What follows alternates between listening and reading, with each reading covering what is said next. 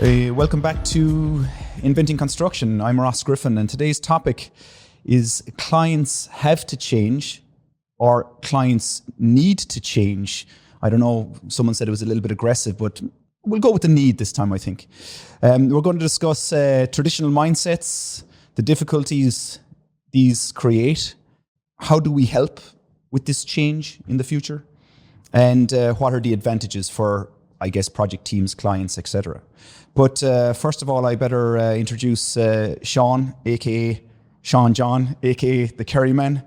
Sean, maybe you can introduce yourself there. Where are you from? What are you doing? You know. Thank you for that fantastic introduction again. I mean, now I'm going to be known for that forever. Appreciate it. I have about 20 years experience and the construction just over that. The first, I suppose, 10, 12 years, I worked with professional quantity surveying firms, different parts of the world. So from that, I was doing everything that a quantity surveyor would do client side, estimating, cost planning, tendering, contract negotiations, amendments, and as well as then contract administration, employer's agent duties. So I've done that for about 12 years, and then I went client side. I went working for a developer. Again, I'd done a number of large schemes, worked with some fantastic people, great teams, great collaboration to deliver them. Some really good practices to get those into the place that we got them to.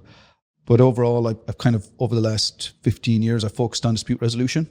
So really it was dispute resolution and improving how people stop falling out with each other, clarity of the documentation. And again, just being able to have good relationships with people to actually get things done and resolved. Very good. And today we're sitting in wonderful Copenhagen as the sun is shining outside, and it's just a fantastic day. 400 degrees internally. It's wonderful, yeah. So what more do you want? But let's get into it, Sean. So today's topic, the clients have to change their mindset. They need to change their mindset. And why is this? What's the purpose of changing mindset? Can we not do what we've always done? Well, I think it's good to learn from the past, that's for sure. It's always good to understand what's gone on. But I do think the level of duplication in the construction industry would be colossal. And I'm saying that generally. So inefficiency? Absolutely. Multiple people in different teams doing the same job, replicating the same information. And also the requirement historically was, I need bodies on the site. Yeah. That's brilliant. Bums on seats. But who's going to do that? No, I don't. It's in, Guadalajara. I don't know. Why do we need to go there? Because we don't start for another few months. So I think the world has now got to a point where you don't have to. You can see output and knowledge and intelligence without having to physically see somebody sitting there on a 9-to-5 basis. I think that day is truly behind us. So could you argue that the traditional mindset is untrusting of people? So if I see Sean John sitting in the corner, I know he's working, right? But if he's working on Teams or, I put you in the corner. If he's working on Teams at home in West Kerry, that's a different thing, right? I'm not getting the same value for my money if I'm the client, if I can't see you. Ultimately, for me, it was always about intelligence. What intelligence I can get from my consultant team or from my team, full stop. It's about what they're bringing. It doesn't matter where they are. If you don't trust your employee enough that you have to see them, I'd question, one, do you need that employee? Because really you should look to replace them. And secondly, if you're that type of an individual, you're going to have to look at how you deliver your business. Because ultimately, what are we here for? We're here to deliver projects, construction projects, for a purpose. There should be enough intelligence, and what you're trying to do is drive intelligence into that process. Where the person is, I'm not really even talking about agile working or how many. It's about what service were you asking for. So for me, clients should be asking themselves, is the consultant giving me what I'm paying them for? I asked them to do X, Y, and Z. They're not doing X. They do a little bit of Y, and I don't really use their report. Why then am I paying them thousands of pounds on a monthly basis or any other? For the bums on seats, right? For the bums on seats. Absolutely. I mean, that's really wasting your own money. I often find that in this remote working environment that we now see ourselves, especially construction, and the shift that we're going through is that, yes, you have agreements with consultants, with clients, even with team members and employees, etc. There are agreements to do something, right? But that something is broken down into small individual tasks that could be daily, weekly, monthly deliverables. You soon realize if someone is first of all able, secondly, actually putting in the effort and time in relation to that deliverable. You can figure that out for yourself by just looking a little bit closer. That same individual, if they were sitting beside you in the office, would have the same output at the end of the day, right? So, like historically, what I found was you've always got those characters in the office that walk around with loads of paper. Obviously, we've now gone paperless, so they walk around with coffee cups or something else. Fresh air. But we're in a place where the currency that we now operate in is compliance. For me as a client, it was compliant. That's the key thing. And it's about how that's driven into what people are providing. Going back to your design schedules, really what most clients should be asking for, and hopefully do, I'll take your deliverables, please, against the program that I'm paying you against. Because that's fundamental. How do I know what you're supposed to do? And what we need to do as an industry, but I would say to every client out there, ask your consultant teams for a design program with the deliverables set out that they're responsible for. So you're going back to your responsibility matrix. So you're tying in some very useful tools as a client to be able to get value. How else do you know? Because you don't mind if there's 10 bodies. Well, at the outset you will, because you'll be looking for the fee. But you're also just looking for the output. Yeah. I think this is where smart contracts is really going to blow up this entire thing. But we won't get into that today. We'll come back to that in the future. But traditional mindsets, okay, we're not just talking about clients needing, and clients. We're picking on you guys today, and apologies for that. But we do like clients. We do like clients as consultants. We love you guys, So please do pick up the phone, drop us a mail. Don't get offended by any of this. But traditional mindsets is not just about the bums on seats. It's about, those monthly reports you talked about, that 40-page document that I receive as a client every month from my consultant. What is that actually doing for me? Well, it comes back to having useful conversations and understanding what their business needs. What exactly are you asking me for? This is what I can do for you. I can do these 5 things. But if you only really want 1 or 2, because that's what you need for your business, then let's just do 2. I won't charge you for 5, but I might be able to give you something else you haven't seen. But I think it does come back to clients should be constantly challenging their consultants about duplicating effort. So this historical view, I need 20 bodies and I need them on site. We should be looking at what that's actually doing, or more importantly, actually we don't need 20, we need 1. Because you know what? I'm already paying 2 other entities to give me that service anyway, and that's where we should be. That's where clients should be focusing. I think that's an interesting one, actually. Yeah, traditional bums on seats would mean that you have a team of people. Let's say, hypothetically speaking, it's a capital project. You need 10 QSs. They need to be sitting on site. The reality of today is that you could reduce your cost. Not dramatically, but you can reduce your consultancy fee by having those quantity surveyors, cost managers working remotely, and having 1 person on site, 1 person locally. Doesn't even need to be on site for that matter, So if we sorry to interrupt you, if we look at the challenges you have with geographically putting the right people with the right expertise on that project, they could be absolutely at polar ends. What I would say to every client is, you want the expertise and the knowledge. And if you have the compromise, if they have to be remote, they're advising in that capacity, and they're working just in a different location, and they're periodically coming to see you, that is 100% worth more to you, 100% worth more to you than somebody who just happens to sit in that location. Because they may not have the expertise. They're going to profess that they might, and they're costing you a fortune. You just don't know. You're paying out anyway. It doesn't matter, but you're not getting the value and the deliverable you need, or the advice, right?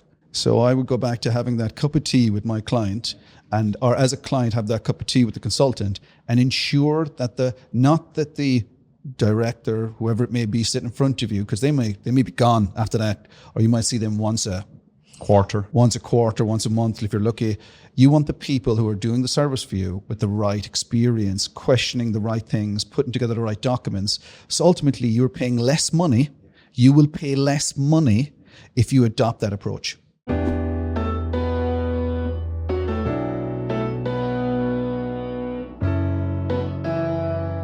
Something you mentioned earlier, Sean, was the duplication of effort and the duplication of work. Let's dig into that a little here, because the quantity surveyor, and as the traditional, QS way back in the day, were created for the purpose of reducing the duplication of effort, reducing the duplication of work.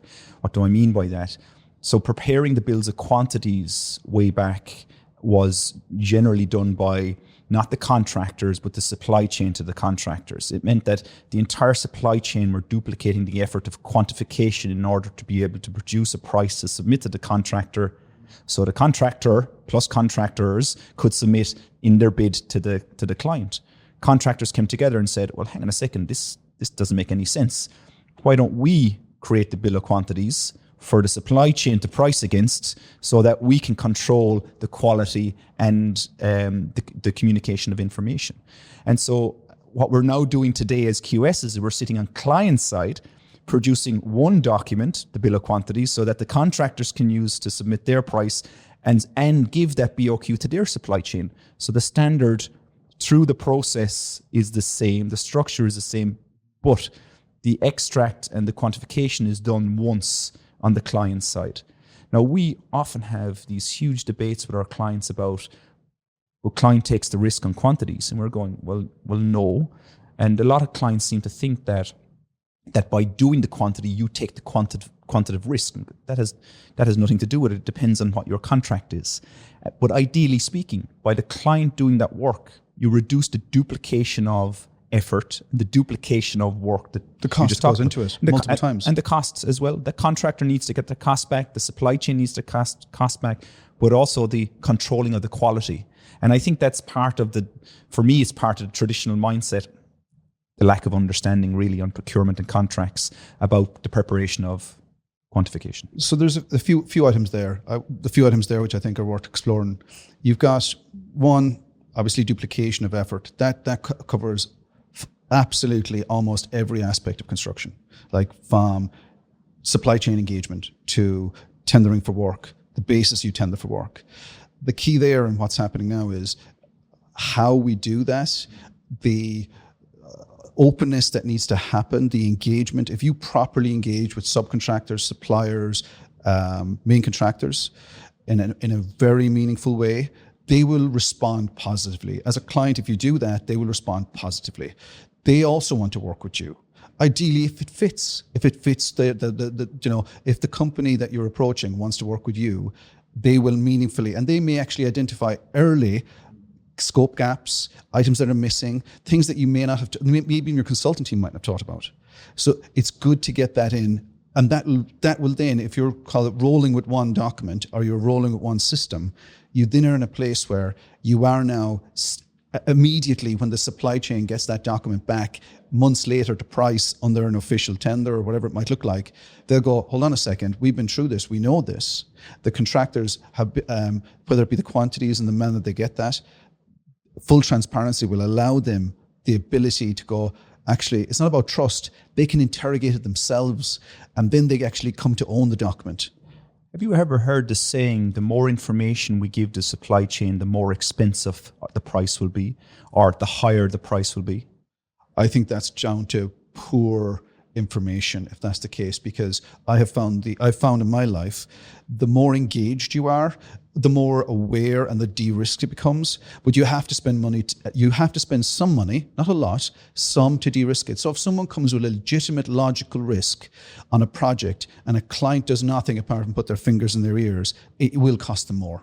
However, if you accept that there's something to be done, it might be only some resource. It might even cost that much money, and you de-risk that situation. That person's bought you. That they will actively come to the table.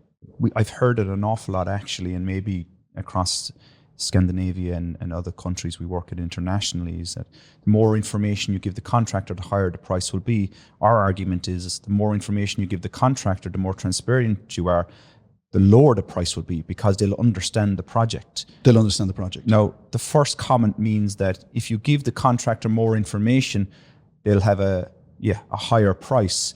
Not necessarily, but what will end up happening is once the construction project starts, the contractor will realize that they didn't have all the information. You weren't being transparent, and that's where you get your additional cost, additional claims 100%. You may have an initial higher cost in the tender. However, your contingency won't be eroded. You're looking at outturn cost. Like one piece I'd say in terms of duplication. So a very practical example is we look at the quality assurance on site. So ultimately, you're paying a contractor or a supply chain partner to perform a piece of work that you want to be able to rely on the warranty or guarantee, just as if you bought a watch or anything else. A car, what doesn't matter. You want to be able to rely on that warranty and guarantee because that's the product you bought. Because your business can't afford to replace that watch or that car or whatever it might be a second time. But you're, as a professional, you're asking them to come in and do a piece of work for you, install it correctly. So it comes down to why then wouldn't you, I didn't trust is you're contractually engaging with them to rely on that. You're asking them under the banner of their own quality assurance, which every business in the world does for auditing purposes. You're relying on them to do a piece of work that they, one, manufactured correctly, super. They've installed it correctly, super. So now you're getting the guy who's giving you the warranty to put it in. And you're getting him to sign off that it's installed in accordance with his literature. Brilliant, says I. Unbelievable. Now you've got evidence to rely on. Now you've got one piece of data, and let's say the main contractor who you brought in is now able to sign off on it as well to say that he's checked it. He or she may have checked it. Brilliant. So now you have two people. So why would you go a third? Nobody in the world goes a third. I wouldn't. If it's your money, would you spend it? So now you've got two pieces. You might have a checker just as a superficial to make sure it's absolutely been done correct, that there's no holes in the system. But now you can use that. You can use that information, and that duplication gets removed. You can use that for your. You can use it for your program. You can, if you use that electronically, you can see exactly where you are pretty much in real time. And you can also, if you're as quantity surveyor, you can use, if you pre-agreed certain parameters in the system, you can now use that for your evaluation. So you don't even have to go to site to do your evaluation. And it's more accurate than someone walking around going, I think it's 20%. Yeah, it's 20%. And two QSs arguing about it over a cup of tea. That as a client, I would be looking for those efficiencies to have the upfront agreement of how I'm going to pay for my project. What if then in the local market, it's tradition to do it in a certain way? Like, and we come up with this, we come against this an awful lot, when, especially around the bill of quantities, especially around the production of quantities, especially around the transparency of information. That's not how we do it here. This is how we do it. This is, you unload, a lorry load of information to the contractors and expect them to understand the project in a 6-week, 8-week, 12-week period that you as a client or consultant have been working on for 12, 16 months, depending on the design stage and the procurement strategy. So how do you deal with that in terms of that response? This is not how we do it here. So historically, what I found happened was clients would send out a big tender, load of documents to the contractor, they get it cold, they start looking through it, takes them weeks to even get into it, at which point it's almost counterproductive. So you're going to the mid-tender interview 4 weeks in, or something like that. Something like that. Depending and on the project, they're finding out things about the project that you could have, if you met them and had a cup of tea with them, you could have told them. So I'd advise every client out there at the very outset of that tender conversation, get the architect up, get your engineer up, get the various people who've spent tens and tens of hours working for you, get them up and present your scheme. And then what you do is you hand the contractor that documents, digitally, hard copy, whichever. But what it shows is the intent that you're bringing. The transparency is there. Yeah. You go back to, I'm here to help. Right? Yeah. Now, before the team who actually leaves the room, who will do the work for the next few weeks, they've got the best briefing they've ever had. They've had a lovely lunch. They've had a lovely cup of tea. And do you know how much it saved you as a client? Huge, because these guys are already working for you. They're engaged. That to me is how clients should ask or expect their teams to perform. That's how they would want us to do. We come in and we present to them. Yeah, and of course we're picking on our poor client friends, but this relates to anybody. It relates to the consultants as well. It relates to the contractors. It relates to anybody working within the industry. But that traditional mindset, as we talked about, it's a lot of people talk about it's relating to the shift into digitalization and analytics. We're actually saying, well, yes, it is, but also no, it's not. It's also a shift into openness, honesty, transparency, better communication, team environment, working together. That seems to be a challenge for us within the industry today. That idea that it's always confrontational. I'm not saying I'm not saying that the clients are not trusting or anything like that. What I would say is you're paying people money. If it's your own money, you wouldn't want to spend it twice. So don't. But definitely look at the efficiencies. You can ask your team where the efficiencies exist. Why do your own bill of quantities? Contractor does his bill of quantities. Supply chain do their bill of quantities. That would be absolutely crazy. Why then not have, for whatever system it might be during the process, you need somebody in your team who's actively looking at ruling out duplication, ruling out to see those efficiencies for you. And if you're not, you will end up paying a premium. Might only be 1-2%. But nevertheless, it's a loss of money, right? That 1 or 2% could be put into higher quality, better value creation. Who knows? A good night out for the team. But if you actively engage with somebody, and they can see the intent you're coming with, and then you're clear on who's responsible for what, they will look at the documentation, proof it in a much smaller amount of time. At which point, if they're doing that in good time, then the entire team wraps themselves around that.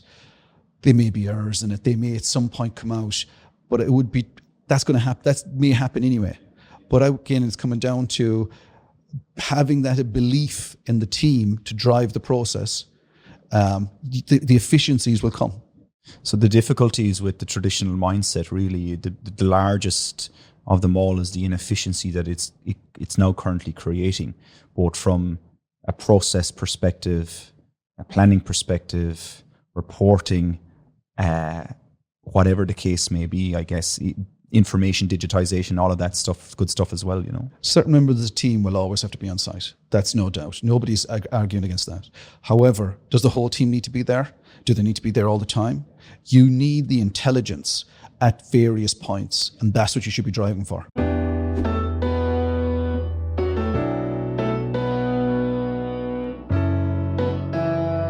Like off-site construction and the term that's coined in the UK and Ireland, you know, modern methods of construction, MMC, you could reduce your manpower on site by 50% by taking it all off-site, reducing your health and safety risk, you know, reducing your quality risk. All of this aspect is this new kind of change in mindset that we're now really discussing.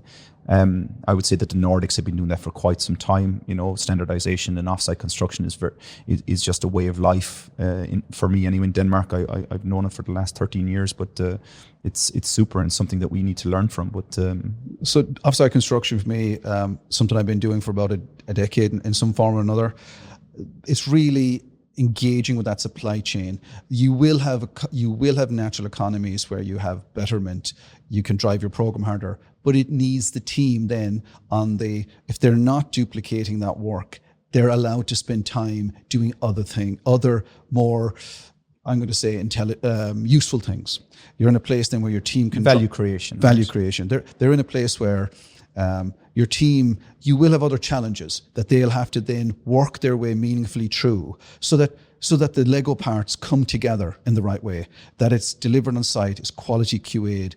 It's in a place where when it arrives on site for erection, when it's arrived on site, that is properly checked, that people are in a place, and that the team who are paid, who are ultimately responsible for it, not the client, the team who are ultimately responsible, that they're making sure that the kit of parts is going together compliant. Small example of that, and we'll bring it back a little bit into the design process and 3D development and quantity extraction.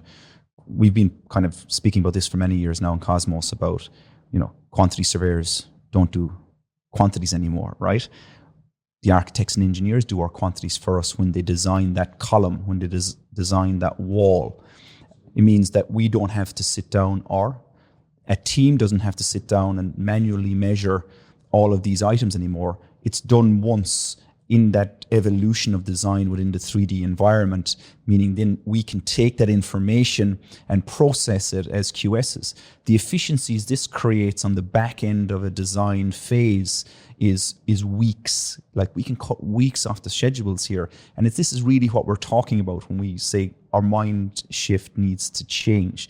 Our clients need to change their understanding of what that means. But if you look at what we do in KOSMOS to achieve that efficiency, that, call it 50% reduction in program that goes with churning out where we at money-wise, yours a place where it's because we're actively engaged in the preparation of the BIM execution plan. We're actively engaged, and we're in the design with, we're not designing, we're ensuring that the output that somebody else is doing is correct. Yeah, and we can use it. It can be usable. So if you take that exact same analogy with the contractors, if you engage with them, if you get them to take part in it, actively engage in it, they then understand what was done is correct and they'll take ownership for it.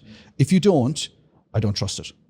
And that's exactly what we've been doing for a long time.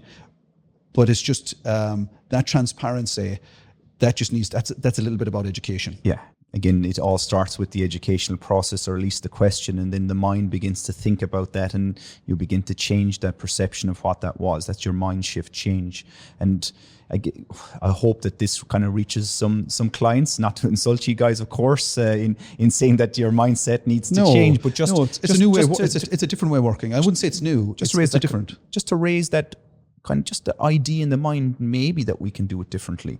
Maybe there's something to discuss here, The key thing here is a lot of people will follow what was done before because that's the easy way. Sometimes it's the easy way to do it. Or that's what that person really likes.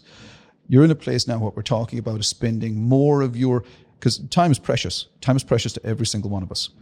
We want to spend, not that we don't like working, of course we do. We like what we do, but you want to be able to be as efficient as you can, and you want to be bringing as much value during that time when you're not actually with your family or with your doing what you like to do. Why do something that somebody else has already done?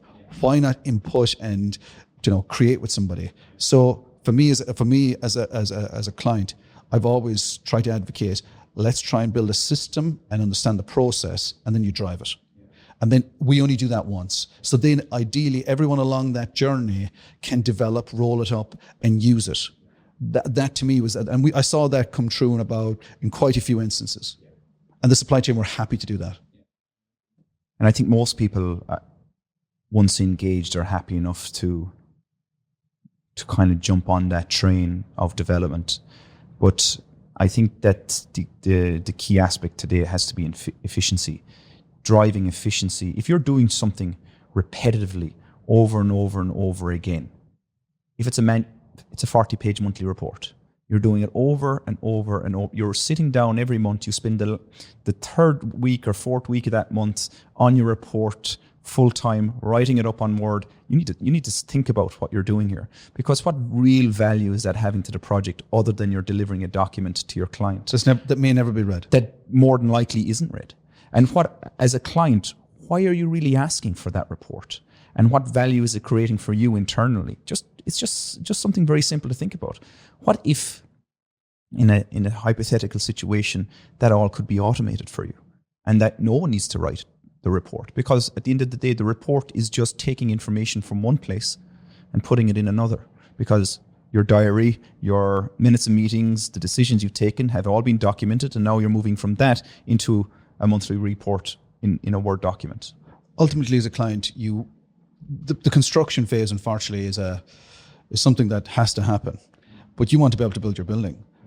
But ideally, you want all that information during that couple of year process to benefit your business. So when something happens, whether it be an apartment or an office, something happens in that facility that you're then operating, you want to be within a very short time frame going, this is the issue. And the good news is, this is the issue, or this was the non-conformance at that time, and you can put your finger on that and go, can we fix that? And it costs you nothing. That's the key. If you can that's where you want to be. Or your investment is up front in order for it to cost you nothing down the road. And again, this is what we talk about, this repeat work process, the efficiency of it all. If we're investing in the digital asset up front, the level of information, the quality of information, the back end result for you will be efficiency. Absolutely. If you look at any type of institutional investment, anything like that, even private clients, what they're doing, for me, it's all about how they can use all that intelligence after the event, after construction is finished. When we say goodbye to the team, we thank them for their hard work, no disputes, no fallouts, everyone's friends, we're going on to the next job. The good news is that vault of information isn't lost and thrown in a corner. It's useful to the team who now can use it. It's not a couple of pages. They have everything in order. Everybody's happy. And the good news is, if they've gone along the process of building it compliant, you then are in a place where that will become you'll have far less defects. How comfortable would you be as a client if you've never seen your consultants, except for just one face? You never see who did the work. You never see who prepared any of the information. Just one connection.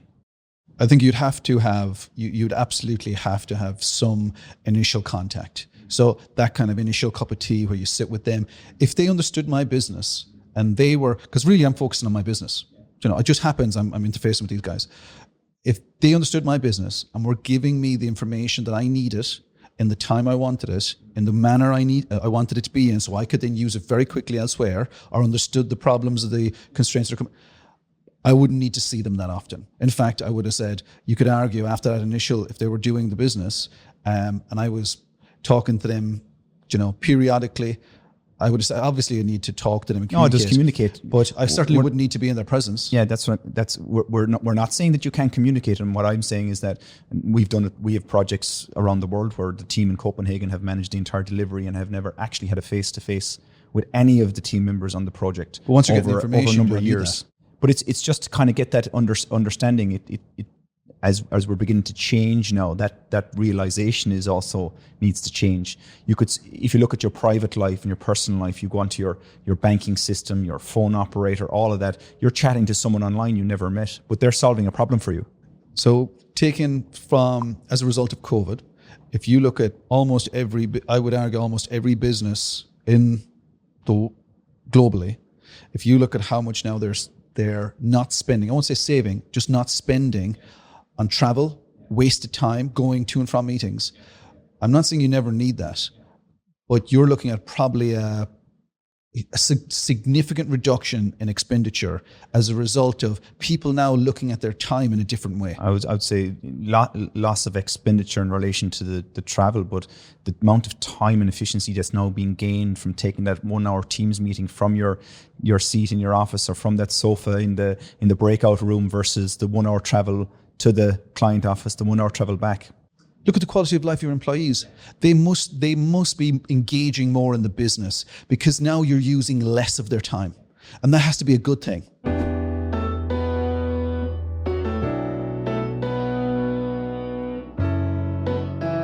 There's a couple of industry subsectors within the industry, I would say, that we could really challenge today, right? We know a lot of companies that are flying in, flying out on a weekly basis, in a Monday, out on a Friday, rotationary, all of this stuff. Why are we doing that? I think that's people just, they're used to working in a certain way. People like, performing in a certain, I've done this for years, I'll keep doing it. I have to see them for, I would question what those people are charging you for. Like as a client, I wanted to see certain people because I needed certain information from them, or I wanted them to give it to me firsthand or in person. But that was very few. It certainly was. It was probably 1 out of 100. Yeah, I would. And again, of course, we're generalizing. We can understand that the electrician and the block layer and the pipe fitter, they need to be on site. You can't do that stuff remotely. Off-site manufacturing, absolutely, but it all needs to be fitted. We understand that. Really, we're talking about the kind of the white-collar aspect of it. There's an aspect, yes, exactly. Yeah. If we didn't have people on site, it wouldn't get built. It wouldn't get built, basically, yeah. So, we talked about the traditional mindset, where we are now in terms of how we need to change this and the difficulties it creates. But I suppose what I'm looking for now is, how do we help people in terms of this mindset shift? That was a tongue twister. Well, you nailed it. Thanks very much. Thanks. So what's our process here? How do you see, from your perspective, again, being a client and all your experience, how does someone change your mind in how you think today versus how you think tomorrow? Some businesses will naturally seek that advancement, and some people will just they'll need to see it tried and tested. But I do think we're beyond that place where I'm going to say information is now available in multiple sources and people collaboratively, actively trying to use it. So that'll naturally erode, and people will want to see that. Ultimately, clients are going to be looking, things are always going to cost more. Things like not always, but things, but there'll be pressures on them to provide at a certain level of margin, certain level of output. That is an easy win. That is an easy win to focus on. Why pay multiple organizations multiple times for the same thing? Absolutely verify it. Absolutely. But certainly don't charge me for the privilege of redoing it. You should be paying a fraction of the cost as you move through the process, not repurposing or not paying multiple times. I would say something that always comes to my mind, and when I ever go to conferences or shows or anything like that, I would say that I always want the students and the graduates and the newly graduates and these guys coming out and girls coming out of university of 0 to 3 to 5 years. You guys absolutely need to be hungry. You need to be hungry for information. You need to be hungry for change. You need to be questioning every single thing your manager is saying, your boss is saying, contractor, client, architect, engineer. Why? I had a good example of that about, say, 10 years ago. I joined a team, a project I was looking at, and they'd fully CAD'd up what this looked like, an ant nest. It literally, the foundations were extreme. And nobody stopped to think of why. Like literally, why have you done this? And the problem is the client had already paid tens and tens of thousands to have this drawn up. Like, actually, not to mind that, the consultant, unfortunately, had drawn it without somebody of a senior level going, hold on a second, this doesn't look right. One meeting, the whole thing was thrown in the bin. Let's go again, guys.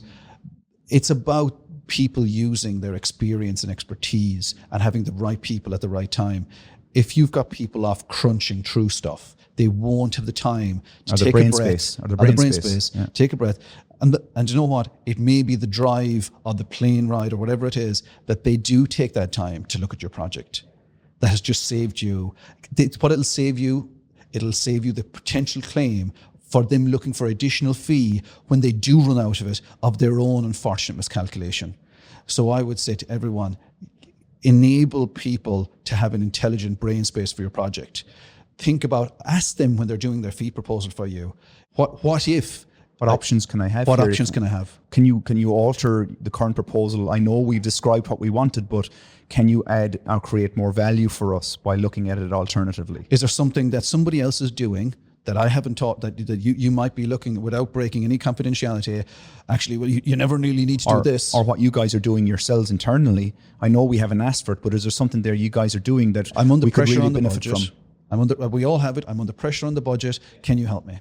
And truthfully, as a part of the RICS, SCSI, CIRB, all those lovely affiliations and things we're part of, we have a duty to act responsibly. We can't reduce our fee. We have to be in a place where we're looking at it in a meaningful way. And this is a valid option to saying, well, actually, the way you're looking for that monthly meeting and that's 3 days. Well, actually, if I do a FaceTime for you for 2 hours, or if I do a call with you for 2 hours, we deliver the report and we do give you this, and this, I can do it that way instead. So you cut it up differently and give them exactly what they're looking for.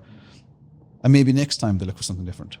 It's a very interesting conversation. This is really developed. But the last point I would like to make is then we talked about, and I guess we've covered it within our conversation, is the advantages here. So the advantages is we can reduce time, we can reduce cost, we can increase value, we can really stop all of that repetitive wastefulness of repeat jobbing, repeat working that's so inefficient. And again, all of this starts with the mindset. The mindset is key here. And again, clients, we've been picking on you guys, but we don't mean to. But if you go back at the start of this process, it's about setting out your stall correctly, having your BIM execution plan clear, and input from the team, not just one, not the lead, from the team. We all need to know how we're working together, how we're producing. And that mindset and clarity will allow, and that forward thinking, that call it clear project management, will allow your project to be delivered in a safer, more efficient way. Because then you're kind of bringing people in earlier, everybody in a little bit earlier. It doesn't mean that you're paying them, you're bringing them in earlier, and you're weeding out that, well, actually, do you really need to do that twice? I've already got that. Do you want to proof it? And then so that proofing and that interaction, that's really what I would be advocating. Sean, the last topic we talked about, Ilya, I still haven't seen her, so I'm not too sure what's happening. SOS maybe? She definitely smoke signals? She definitely sent me a text. Did she, yeah? She did, From where, do you know? I can't say it. No. She didn't really want to talk about you. Sean, you've no information.